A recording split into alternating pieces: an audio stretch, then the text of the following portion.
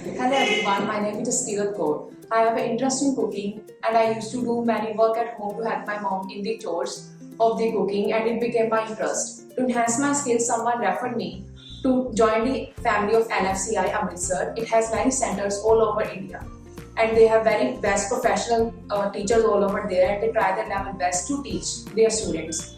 And I had joined under the trainee chef course. It is of 6 months.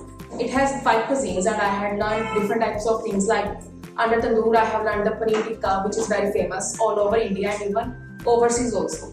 And different types of cuisines else like continental, Chinese is also there, and bakery also.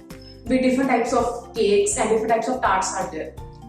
And I wanted to study abroad, and for that I wanted to enhance my skills. And I would also like to recommend to every one of you that who else want to study abroad or want to have any other goal in their mind, they must enroll in the family of NFCI.